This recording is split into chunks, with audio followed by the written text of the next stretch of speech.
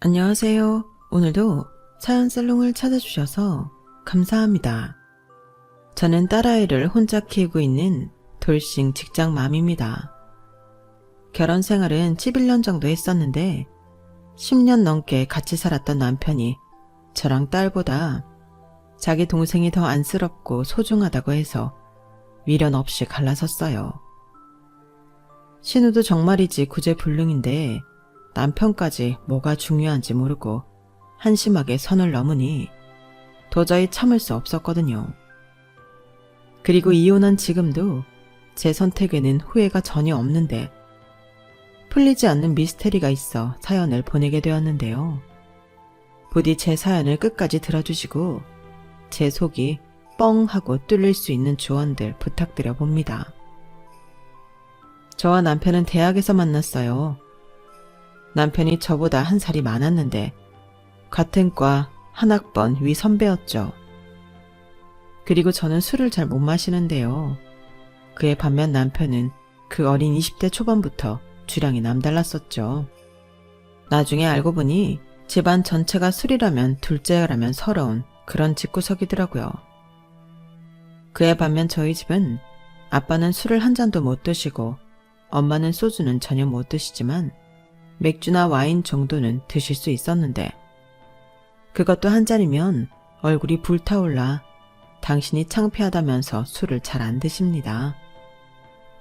그러니 그런 집에서 나고 자란 저와 제 동생은 당연히 술에 취약한 몸이었고 그런 제가 대학에 들어가 신입생 생활을 하려니 여간 쉬운 일이 아니었는데요. 결국 저는 신입생 환영회에 막걸리 한 사발을 억지로 마시고 기절하는 초유의 사태가 일어났어요. 그 덕에 저는 학교에서 유명 인사가 되었고 기절한 저를 책임지던 한 학번 위 남편은 저를 업고 병원으로 뛰고 또 저를 데리고 집에 데려다주는 등 고생을 했는데 그렇게 어이없게 눈이 맞아버렸어요. 이런 말 창피하지만 저는 그동안 공부한다고 남자친구를 한 번도 사귀어보지 못했거든요. 그러니까 아래서 깨어난 병아리가 처음 본 닭을 보고 엄마라고 할 듯 이성에 관심이 많고 연애를 하고 싶던 제 눈에 비친 남편을 저는 좋아하지 않을 수가 없었는데요. 지금 생각해도 그랬던 제가 너무 안타까워요. 왜 하필 그놈이냐고요. 그리고 좋아하는 마음이 생긴 이후로는 그놈의 모든 단점도 장점처럼 마법에 걸리고 말았는데 심지어 술을 잘 먹는 것도 멋있어 보였어요. 하지만 다행히 연애 반년 만에 그런 말도 안 되는 콩깍지는 벗겨졌는데 다른 연인처럼 만나고 헤어지는 걸 반복하며 긴 연애를 이어갔죠. 심지어 저는 남편이 군복무를 마치고 돌아오는 기간에도 남편과 만나고 있었어요. 그리고 제가 먼저 취업에 성공해 회사를 다니기 시작했고 남편 역시 1년 뒤 저랑 다른 회사에 취직해 사회인이 되었는데 그때부터 본격적으로 술과의 전쟁이 시작되었어요. 이 인간이 술만 마시면 연락이 되지 않더라고요. 그 덕에 저 혼자 참 마음고생도 여러 번 했는데 그때 그놈과 끝을 냈어야 했거늘 그러지 못해 그 죗값을 아주 톡톡히 치렀죠. 그때 분명히 그런 생각을 했었거든요. 저런 놈과 결혼하면 저 술 때문에 내가 내 명에 못 살지. 결혼은 절대 아니야. 라고 생각하며 몇 번이고 남편과 헤어질 생각을 했는데 그놈의 정이 뭔지 결국 남편과 헤어지지 못하고 결혼까지 하게 되었어요. 헤어지기로 마음을 먹으면 희한하게 아쉬운 미련 같은 것이 남았거든요. 그리고 같이 지내온 시간이 긴 만큼 빌어먹을 추억도 많았는데 그런 기억들 때문에 그놈과 헤어지지 못했던 거죠. 오죽하면 주변 친구와 선배들이 니들은 이미 정신적으로 부부 같은 사이야. 그러지 말고 인정하고 이참에 결혼을 해. 라고 했는데 어느 순간부터 저도 결혼을 하면 그 상대는 남편일 거라고 생각하게 됐어요. 그러면서 남편도 저랑 같은 생각이라며 결혼 이야기를 자연스럽게 나누게 되었고 그땐 그게 무슨 설레고 좋은 일이라고. 저희 두 사람은 연애 6년 만에 결혼하게 되었죠.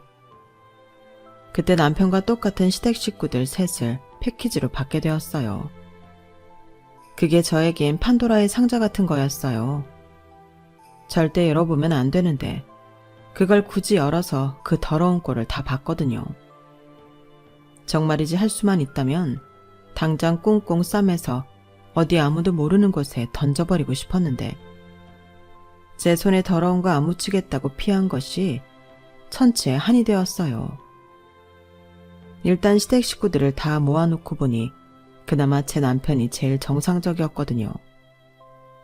그래서 가급적이면 비정상적인 다른 식구들과는 멀리 하고 싶었고, 그러면 그럴수록 식구들은 제가 자기들을 싫어한다며 어떻게 해서든 저랑 술을 마시면서 친해지고 싶어 했는데요.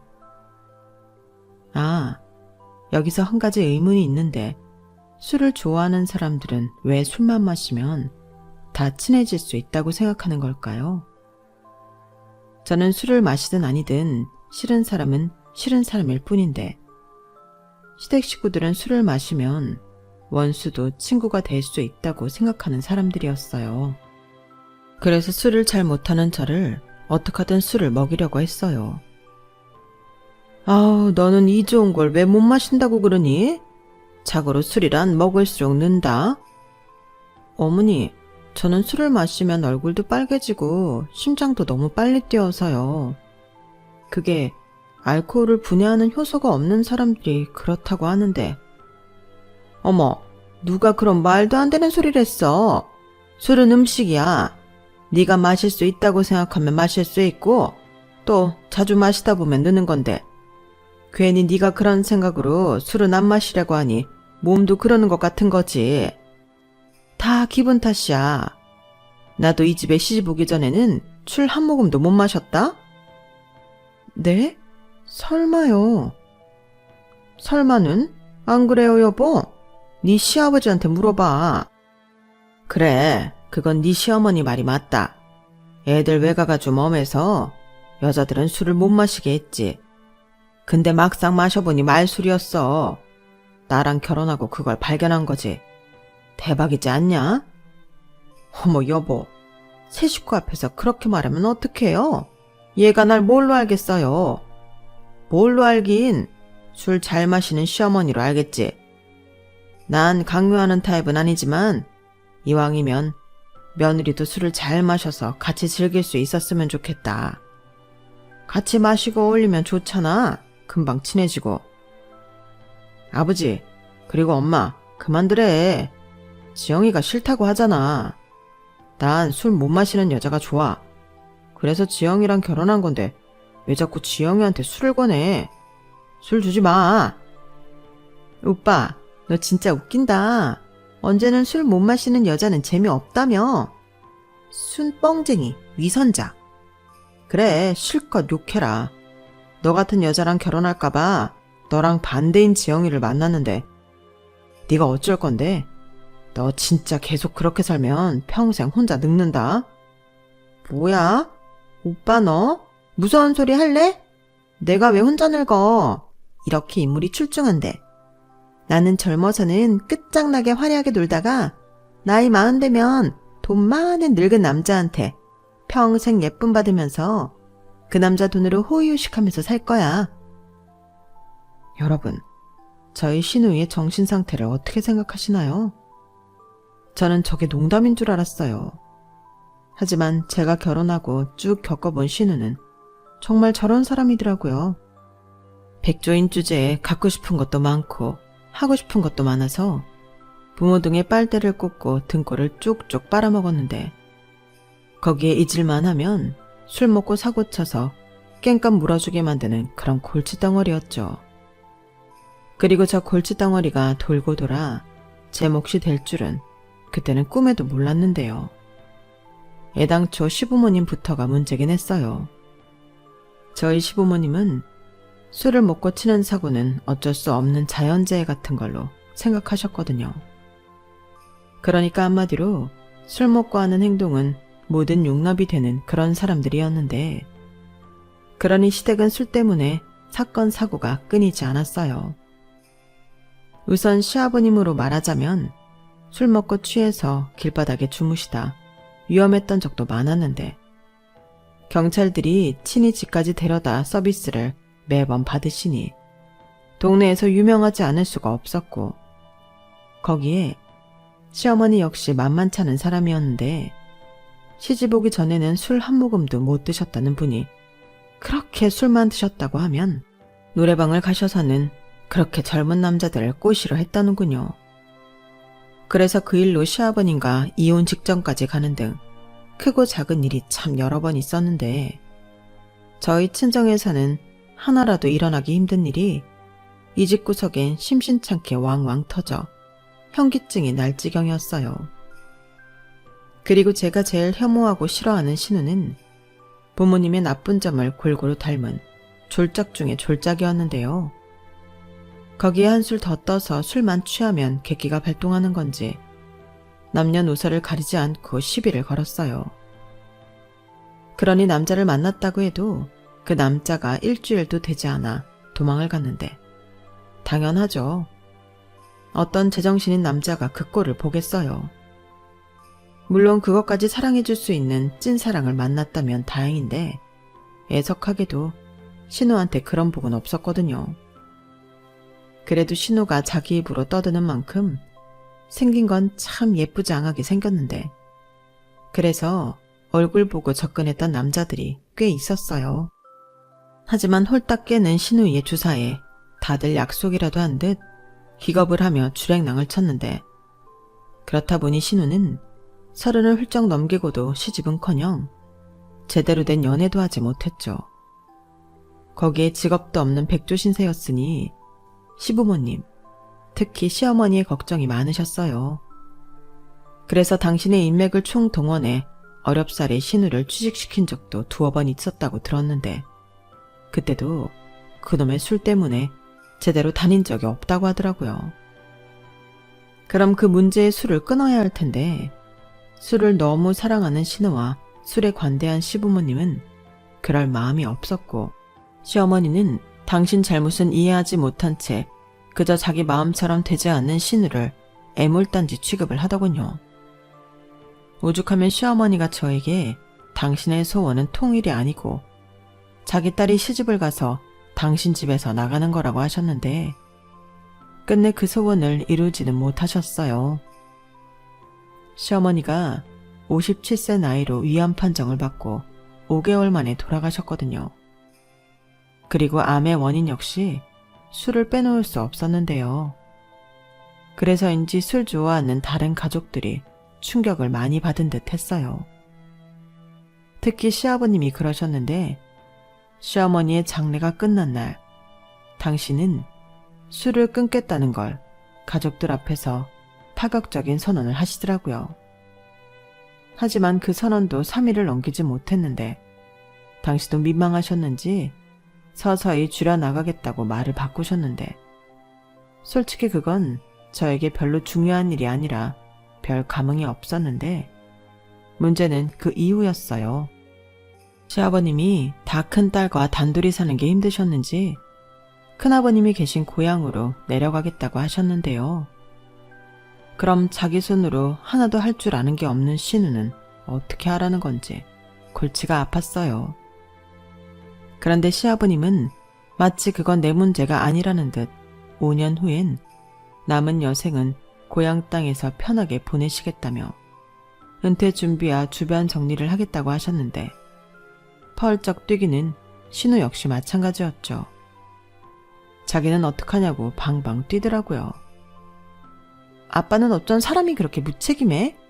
그런 일이 있으면 나랑 상의를 해야지. 5년 금방인데. 그럼 나는 어디서 살아? 오빠네 가서 살라고? 네? 아가씨, 그건 아니죠. 저희 집이 넓지도 않고 방도 2개뿐인데 어디서 생활하시게요? 누가 거기로 간대요? 말이 그렇다는 거죠.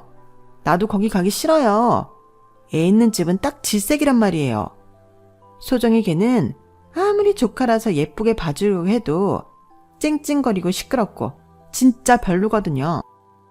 신우는 제 딸이 유난스러워서 싫다며 자기도 우리 집에 오기 싫으니 나대지 말고 가만히 있으라는 듯 저에게 눈까지 흘기며 말했어요. 물론 저도 그 순간에 너무 놀라고 당황스러워서 신우한테 그렇게 말했는데 저런 말까지 들으니 기분이 나쁘더라고요. 그리고 시아버님은 한심하다는 듯 당신 딸을 보더니 내가 아무렴 네 생각도 안 하고 결정했을까봐 그때 가서 돈 2천 해줄 테니까 너도 너 살 집 구해. 그 전이라도 살 길 찾아서 나가면 좋고 그래도 2천만 원은 자립자금으로 줄 테니까 솔직히 전세는 어려워도 월세 보증금은 되잖아. 뭐? 꼴랑 2천만 원? 그럼 매달 월세는 아빠가 내줄 거야? 그야 그건 네가 해결해야지. 언제까지 부모 피 빨아먹고 살 건데. 이봐봐. 내가 그래서 아빠한테 무책임하다고 하는 거야. 나았으면 끝까지 책임을 져야지. 그러면 적어도 걱정은 하지 않게 전세 정도는 얻어주고 가든가. 전세 같은 소리 하네. 시끄러워. 나 먹고 살 것도 없어. 그때는 나도 백수야. 솔직히 이 나이 먹도록 편하게 놀고 먹게 해줬으면 나도 할 만큼 했지 않냐? 그래, 마을 나온 김에 얘기 좀 하자. 툭 까놓고 다 큰 니들이 이제 내 용돈이랑 생활비 정도는 해결해 줘야 하는 거 아니냐고. 지금이야 나도 벌지만 5년 뒤엔 벌이도 없는데 그래도 나는 니들한테 부담 주지 않을 거란 말이지. 내 집 팔아서 알아서 시골 내려가 살겠다는데 니들 입장에서는 고마운 일이지. 그리고 특히 은진이 너는 양심 좀 가져. 이러다가는 아빠도 네 엄마처럼 내 명대로 못 살고 병나서 죽는 꼴 보고 싶어? 아빠는 왜 말을 그렇게 해? 그리고 나 아직 엄마 보내고 심적으로 힘들어. 그런데 나더러 혼자 알아서 살라고? 누가 지금 당장 그러래. 5년 있다가 한다고. 그니까 너도 준비를 해, 이 기집애야. 네 엄마를 생각해서라도 이젠 정신 좀 차리라고. 진짜 너무해. 친아빠 맞아? 오빠 너는 왜 가만히 있어? 무슨 말이라도 해봐. 이러다 진짜 아빠가 집 팔고 시골 가면 어쩌려고 그래? 장가 갔으니 뭐 이젠 관심 없다 이거야? 누가 그렇대? 그리고 너 꼬박꼬박 오빠한테 너라고 할래? 아빠가 이미 저렇게 결정했는데 내가 거기에 대고 뭐라고 해? 이미 다 끝난 얘기야. 아빠도 많이 생각하고 내린 결정이겠지. 들어보니 틀린 말도 없잖아. 5년이면 너도 뭐든 할 수 있어. 불평만 하지 말고 생각을 해. 너도 이렇게 계속 빌붙어 살 순 없잖아. 진짜 나중에 어쩌려고 그래. 그냥 이번이 좋은 계기라고 생각하고 뭐든 해. 계기는 개뿔. 진짜 너무들 하네. 그러니까 내 편은 한 명도 없단 소리지? 몰라. 나 그냥 막 살아버릴 거야. 나중에 후회들 하지 마. 신우는 뭐가 그렇게 불만이고 서운한지 신경질적으로 자리를 박차고 일어났어요. 당시 저희 부부한테는 6살인 딸이 있었는데 신우는 그런 조카가 너무 시끄럽고 귀찮다면서 싫어했거든요. 저희 딸이 그래도 예쁜 고모라고 시댁에 가면 고모랑 놀고 싶어 했는데 그럴 때면 신우는 질색팔색했어요. 다른 집 신우들은 그래도 조카는 예뻐한다고 하던데 저희 신우는 그런 게 없더라고요. 그래서 가뜩이나 마음에도 들지 않는데 저런 신우를 우리 집에 데리고 와야 할까봐 저는 싫었고 신우 역시 우리 집은 오기 싫다고 하는데 처음엔 기분이 나빴지만 나중엔 차라리 잘 됐다 싶더라고요. 이번만큼은 신우이와 제가 마음이 통했으니 우리 같이 사는 일은 없을 거라고 생각했는데 그렇게 시아버님의 귀향 소식을 듣고 집에 온 날 남편이 뭐가 불만인지 얼굴이 퉁퉁 부어 있었어요. 제가 자기 동생한테 했던 말이 거슬렸다고 하더라고요. 당신은 꼭 그렇게 애 서운하게 말을 해야 했어? 내가 뭘? 아빠 얘기 떨어지기가 무섭게 자기가 먼저 은진이한테 그랬잖아. 우리 집이 넓지도 않은데 어딜 와서 사냐고. 지금 당장도 아니고 5년 뒤 일인데 그렇게 그게 발끈할 일이었어? 그야 그게 사실이니까. 아무리 그래도 그렇지. 자기 속마음을 대놓고 그렇게 말하는 게 어딨냐고. 내가 진짜 그때 바로 이야기하려고 하다가 당신 체면 생각해서 참은 줄 알아. 아, 그래서 내내 꿀먹은 벙어리처럼 입 다물고 있었던 거야? 내가 한 말에 화가 나서? 그래, 입장을 바꿔놓고 생각해봐. 내가 처남한테 그랬다고 생각해보라고. 이렇게 말하고 남편은 화가 많이 났다는 듯 제 앞에서 냉장고 문을 열어 소주병을 꺼내 벽나발을 불었어요. 그 모습이 정말 꼴불견처럼 보였는데 그날 이후 삐쳐서 저한테 말 한마디 하지 않더군요. 물론 남편 입장에서 그런 생각을 할 수 있다고 생각해요. 자기 동생인데 서운할 수 있죠. 그래도 저랑 신우의 관계를 생각하면 남편도 제 입장을 헤아려 줄 거라고 생각했는데 그건 아니더라고요. 게다가 가뜩이나 우리 딸을 싫어하는 신우인데 왜 저 혼자만 기분이 나쁜 건지 저는 그것도 서운했는데 그리하여 저는 저대로 남편은 남편대로 골이 나 있었어요. 그렇다고 그런 이유로 이혼한 건 아니었는데 지금 와서 생각해보면 그때가 시작이긴 했네요. 어찌 보면 사건의 복선과도 같은 힌트였는데 제가 남편을 너무 믿었나 봅니다. 오빠라서 그럴 수는 있지만 그래도 결정적인 순간에는 저와 우리 아이 편이라고 생각했거든요. 하지만 남편은 그렇지 않았어요. 결혼 전에는 소 닭 보듯 하던 여동생이었는데 피는 물보다 진하다고 부모 없이 혼자가 될 자기 동생을 꽤나 신경을 썼어요.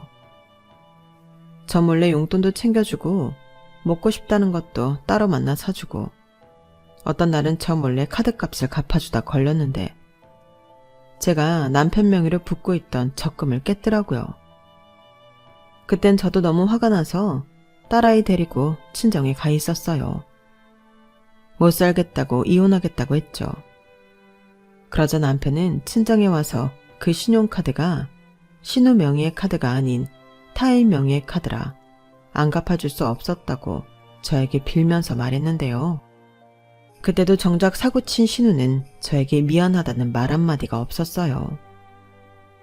그러다 시아버님이 말씀하신 5년이 지났고 안 팔릴 줄 알았던 집이 팔렸는데요. 저는 그 전에 아무 말씀도 없으셔서 생각이 바뀌신 줄 알았어요.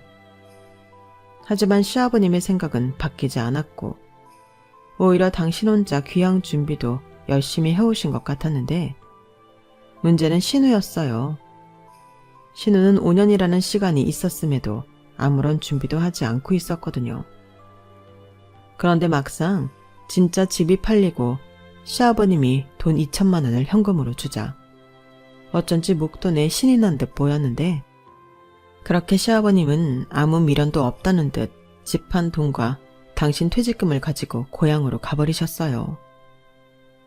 그리고 새 주인의 배려로 신우는 3개월 정도 살던 집에서 지내면서 집을 구할 수 있는 시간이 주어졌는데 그때 남편과 저도 이 집 저 집 보며 신우 집 얻는 것에 신경을 쓰게 되었죠.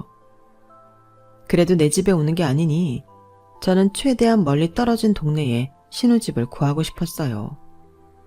하지만 정작 자기 살 곳인데 신우는 아무 생각이 없어 보였고 오히려 목돈 생겼다고 정신이 딴 데 팔려 있었는데 저는 그게 너무 불안했죠. 지 좋아하는 술이나 먹고 다 탕진해버릴 것 같아서 불안했거든요. 그래서 남편한테 말해서 그 돈을 받아 우리가 적당한 월세를 얻어주자고 했는데 신우가 마치 자기 돈을 우리가 뺏어가는 듯 난리를 치더군요. 그러면서 자기 살 집은 자기가 알아서 할 테니 저희더러 신경을 끄라고 했는데 처음부터 끝까지 마음에 드는 구석이라고는 하나도 없는 신우였어요. 그때 남편도 기분이 상했는지 그럼 네가 알아서 하고 나중엔 딴소리 하지 말으라고 으름장을 놨는데 그때는 신우도 뭘 믿고 그러는지 모르지만 눈 하나 깜짝하지 않더군요. 그렇게 시간이 2달 정도 지났어요. 그러자 남편한테 정말 청청병역 같은 말을 들었는데요. 신우가 그 2천만 원을 홀랑 다 써버렸답니다. 갖고 싶던 명품 가방이라 옷도 사고 친구들이랑 술 마시고 놀다 이번에 만나고 있는 남자친구랑 해외여행도 다녀왔다고 하는데 진짜 어이가 없었어요. 그 돈이 자기 살집 구하라고 준 돈인데 어떻게 그 돈을 다 써버릴 수 있죠? 그리고 이제 한 달 뒤면 집을 나와야 하니 발등에 불이 떨어진 건데 그래서 이번에도 지 오빠한테 SOS를 쳤더라고요. 그리고 남편은 제 눈치를 살살 보면서 어쩔 수 없잖아. 다 큰 기집애를 길거리에 혼자 나앉게 할 수도 없고 그냥 돈 벌어서 나갈 때까지 우리 집에 있으라고 하자 라고 했는데 그때 제 이성의 끈이 뚝 끊어져 버렸어요. 자기는 자기 동생을 그렇게 몰라? 자기 부모가 집 구하라고 준 돈을 까먹은 인간이야. 그런데 우리 집에서 돈을 벌어서 나간다고? 그게 가능한 말이야? 그럼 어쩌냐, 상황이 이런데. 너는 내 동생이 어떻게 되든 모른 척하고 싶은 거지? 아니, 어떻게 사람이 그래? 아무리 내 동생이 싫어도 그렇지, 이건 인간적인 도리잖아. 도리? 그럼 집 구할 보증금으로 명품 사고 자기 유흥부료 다 날린 당신 동생은 괜찮고 내가 이상해? 그 명품 뭔지 모르겠지만 그거 되팔라 그래. 그럼 몇 달은 고시원 생활은 할 수 있겠지. 언제까지 저렇게 다 받아주고 살 건데? 우리가 자기 동생 때문에 피해를 봐야 정신 차릴 거야? 만나는 남자도 있다며 그 남자한테 말해보라고 해. 너 말 그렇게 함부로 할래? 그 남자를 어떻게 믿고 그래? 그리고 피해를 보긴 뭘 봐? 나는 나랑 같이 사는 여자가 이렇게 매몰찰 줄은 정말 몰랐다. 정 떨어져. 뭐? 정이 떨어져? 말 가려서 해? 아무리 부부살에도 할 말 못할 말 있는 거야. 그리고 당신 말대로 아가씨를 데리고 있다 치자. 그럼 아가씨는 방도 없는데 어디서 지내라고 할 건데? 거실에서? 무슨 거실이야. 소정이 우리가 데리고 있고 소정이 방 줘야지. 뭐? 소정이 이제 11살이야. 지금 자기 방이라고 쓰던 방을 고모한테 주고 엄마 아빠랑 지내라고? 그걸 애가 받아들일 것 같아? 받아들일 게 뭐가 있어. 어른이 그러라고 하면 그러는 거지. 그게 싫으면 지 고모랑 같이 방을 쓰던가. 우리가 은진이랑 방을 쓸 순 없잖아. 진짜 웃긴다. 왜? 내가 소정이랑 방 쓸 테니까 남매끼리 사이좋게 쓰지. 됐다. 나는 절대 아가씨랑 같이 못 사니까 그런 줄 알아. 이게 방만 준다고 끝인 줄 알아? 내가 아가씨 밥이며 빨래며 다 해줘야 하는 거야. 난 절대 그렇게는 못 살아. 또 시작이다. 아직 일어나지도 않은 일 가지고 내 동생 비난하지 마. 내 동생도 그 정도는 염치가 있는 애야. 저는 남편의 말에 콧방귀를 꼈어요. 제가 지금까지 지켜본 신우는 절대 그런 염치라는 걸 아는 인간이 아니었거든요. 그리고 저는 남편도 그걸 모르지 않을 거라고 확신하는데 저렇게 말하는 남편한테도 오만정이 떨어졌어요. 그렇게 저희 부부는 신우 때문에 감정 싸움을 하게 되었고 나중에 남편이 저한테 제가 어느 순간부터 자기 동생뿐만 아니라 자기 집을 무시했다며 기분 나빴다고 얘기했고 저는 맹세코 그런 적이 없었기에 그게 무슨 개똥 같은 소리냐고 맞섰는데 그렇게 싸움이 커졌어요. 솔직히 아이가 다 듣고 있는데 남편과 이렇게 싸우는 게 신경이 많이 쓰였지만 그때는 저도 감정 조절을 잘 하지 못해서 제어가 되지 않았죠. 그리고 예전 같으면 먼저 합리적으로 화해하고 조율하자고 하던 남편은 그때는 달랐는데요. 자기는 잘못이 없고 제가 자기 동생을 싫어해서 이기적으로 군다며 맹비난을 하기 시작했어요. 그리고 그 정도가 점점 심해졌는데 그래도 자기 뜻대로 되지 않자 매일 밖에서 술을 마시고 말도 없이 외박을 하는가 하면 집에 돌아올 때는 네 발로 기어오는 등 제가 싫어하는 행동만 골라서 했는데 나중엔 취중진담이라고 자기는 미우나 고우나 저랑 딸아이보다 자기 동생이 더 소중하다고 울먹이면서 말하더군요. 그 모습을 보고 기가 막혔어요. 그리고 어찌나 꼴보기 싫은지 내가 저런 남자를 사랑해서 결혼하고 또 아이까지 낳고 10년 넘게 살았다는 게 수치스러웠어요. 그냥 그 순간에 속고 살았다는 생각밖에는 들지 않더라고요. 게다가 자기 처자식보다 동생이 더 소중하다는 말이 자기 자식 낳고 키우고 있는 와이프한테 할 소리입니까? 물론 속으로는 그렇게 생각할 수도 있겠죠. 하나밖에 없는 동생이니까요.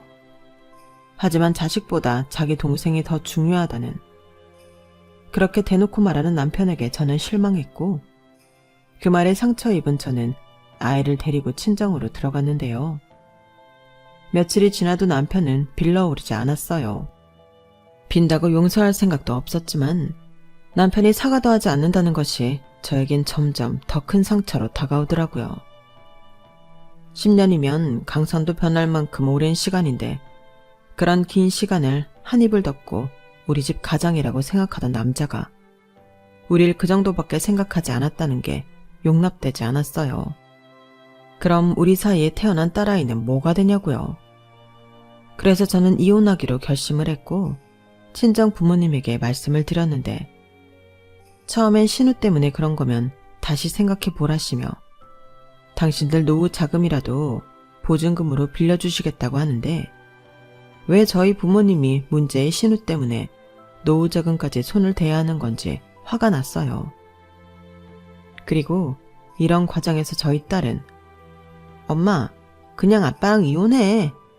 나는 아빠가 매일 술 마시고 소리 지르는 것도 싫고 엄마가 이렇게 힘든 것도 싫어. 고모랑 같이 살면 엄마 더 힘들잖아. 나 아빠 안 보고 살아도 돼.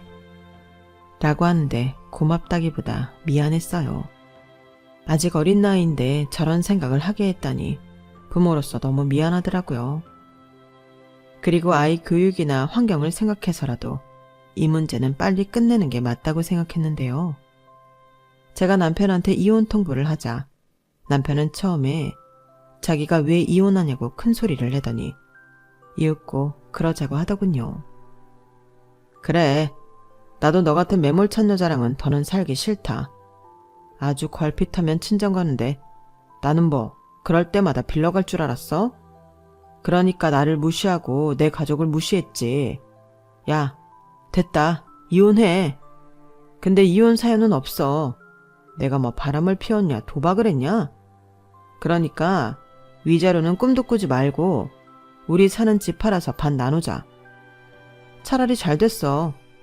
그 돈으로 은진이랑 둘이 살 집 구하면 되겠다. 어차피 지금 너 나가고 소정이 들어와 살고 있거든요. 뭐? 아직 이혼도 안 했는데 아가씨가 들어와 산다고? 아, 그래서 더 버텼구나. 자기 동생 데리고 왔으니까 버티다 내가 들어오면 그땐 어쩔 수 없이 살자고. 그래, 말했잖아. 어쩔 수 없다고. 그럼 오갈 데 없는 애를 버려? 나는 아무리 그래도 내 동생 그렇게는 못 둬. 아이고, 남매가 이렇게 우애가 좋은지 그동안 몰랐네. 그래, 알았어. 대신 소정이는 우리 아이니까 아빠라서 책임은 져. 매달 양육비는 보내라고. 내가 왜 그 소리 안 하나 했다. 그래, 매달 50만 원 보내면 되지. 나만 부모 노릇하는 거 아니잖아. 엄마도 양육비를 부담해야지. 그럼 이렇게 쭉 내면 되는 거지? 남편은 마치 홀가분하다는 듯 그렇게 말했어요. 그리고 집을 내놨는데 워낙에 9억이고 작은 평수 빌라라 높은 가격으로 팔지 못했지만 그래도 대출 없이 산 거라 각각 6천만 원 정도는 나눴어요. 금액으로 보면 그리 큰 금액은 아니었지만 돈을 떠나서 저는 자신 있었거든요. 제가 돈을 안 버는 것도 아니고 제가 벌어 딸아이 정도는 얼마든지 키울 수 있다고 생각했는데 저는 진작부터 큰 집으로 이사를 가고 싶어 모으고 있던 돈이 있었거든요. 그리고 남편은 워낙 술 좋아하고 카드도 쉽게 써서 어지간하면 남편 앞으로 집 말고는 아무것도 해놓은 것이 없었는데 그래서 실질적인 돈은 제가 더 많았죠. 하지만 그건 남편은 모르고 있었어요. 그래서 저야말로 홀가분해져서 제가 가진 돈을 보태 대출을 끼고 20평대 소형 아파트를 구입했는데 딸애가 좋아했어요. 먼저 살던 곳보다 동네도 좋고 집도 좋다며 신나했는데 다행이라고 생각했죠. 거기에 친정 부모님이 이혼한 딸 걱정이 많으셔서 이것저것 도움을 많이 주셨는데 제가 결혼할 때 집이 많이 힘들어서 도움을 거의 주지 못하셨거든요. 그래서 그걸 늘 미안하게 생각하셨는지 뭐든 도와주겠노라 하시며 가구며 가전이며 냉장고 속까지 꽉꽉 채워주셨는데 무엇보다 친정엄마가 저랑 제 딸에게 신경을 많이 써주셨어요. 손이 많이 가는 그런 나이는 아니지만 그래도 제가 직장 생활을 하니 제가 마음 편하게 일할 수 있게 배려를 많이 해주셨죠. 그리고 남편 역시 그래도 성실하게 매달 양육비를 보내왔는데 그 이상은 관심도 없었어요. 내가 어떻게 살든 그쪽이 어떻게 살든 전혀 궁금하지 않았는데 그러던 중 잘 들어오던 양육비가 밀리기 시작하더군요. 진짜 연락하기 싫었는데 5개월이 넘어가니 이 인간이 양육비를 안 주려고 무슨 수작을 부리나 싶어 연락을 했어요. 그러자 남편은 자기 동생 때문에 빚더미에 올랐다며 양육비는커녕 자기까지 길거리에 나앉게 되었다고 했는데 기가 막혔어요. 글쎄 자기 오빠 신용카드와 신분증 거기에 도장까지 훔쳐 오빠를 상거지로 만들었는데 결국 그 빚 갚느라 저랑 나눴던 돈도 다 써버렸다고 하더라고요. 그래서 자기는 고시원에서 지내고 있고 아직도 다 갚지 못한 돈 때문에 아이 양육비를 보내지 못했다며 이제 와서 미안하다고 하는데 진짜 황당했어요. 심지어 문제를 일으킨 신우는 오빠 볼 면목이 없다면서 편지 한 통 남기고 도망갔다는데 면목이 없는 게 아니라 더는 뽑아먹을 게 없다는 표현이 맞을 거예요. 그래도 그렇지 자기가 싼 똥은 어쩌라고. 그렇게 자기만 홀랑 날라버리는 건지 남편이 불쌍했죠. 하지만 저는 예전부터 신우라면 충분히 그럴 수 있는 인간이라고 생각했어요.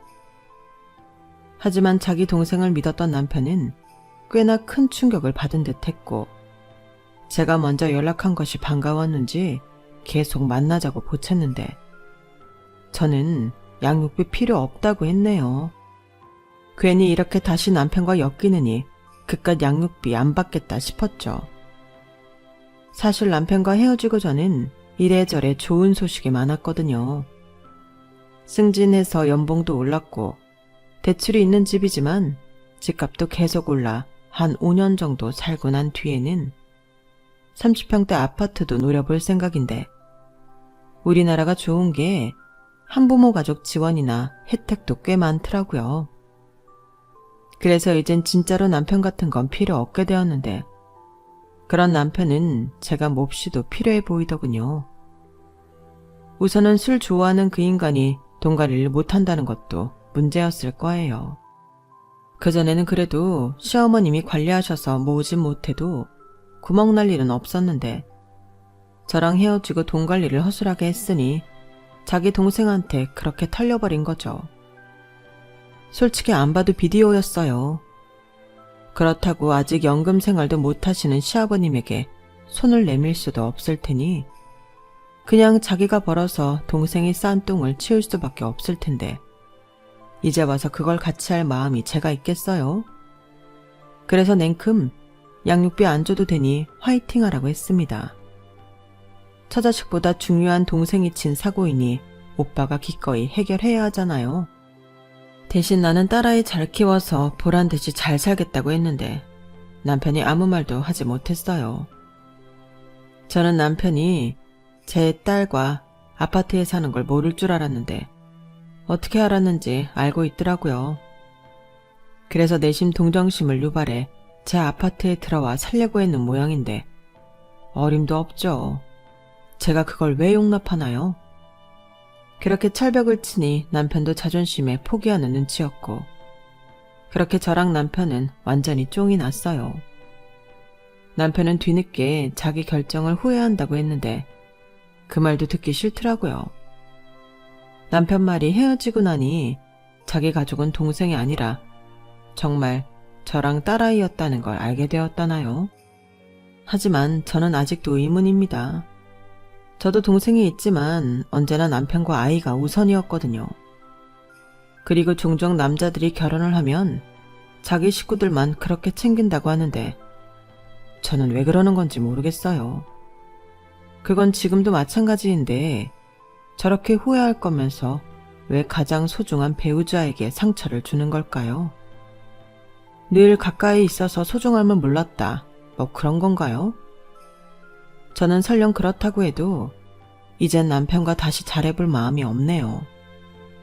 지금이야 아쉽고 소중함을 깨달아 사람이 달라졌다고 하지만 그런 사람이 또 어떻게 변할지 모르잖아요.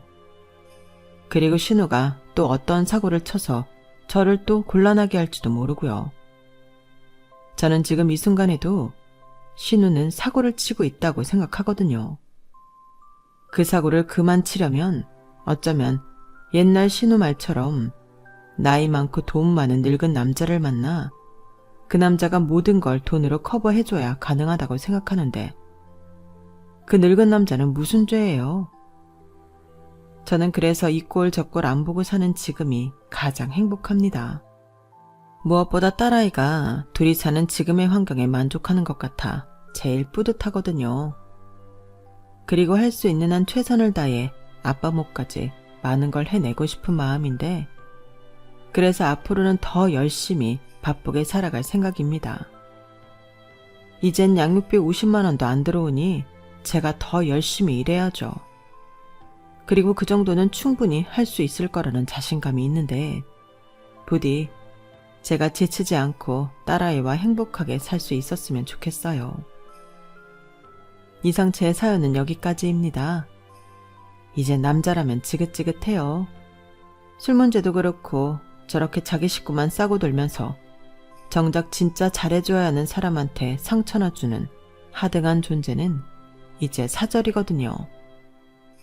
그나저나 저도 딸아이를 키우는데 정말이지 제 딸아이는 자기 아빠 같은 사람을 만나지 않았으면 합니다.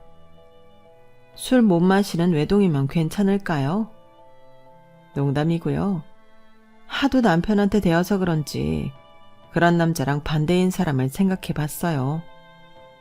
부디 우리 딸은 엄마랑 다르게 사람 보는 눈이 뛰어나길 바랄 뿐입니다. 그럼 지금까지 제 사연 들어주셔서 대단히 감사드리고요. 늘 건강 잘 챙기시고 좋은 일만 가득하시길 바라겠습니다. 안녕히 계세요.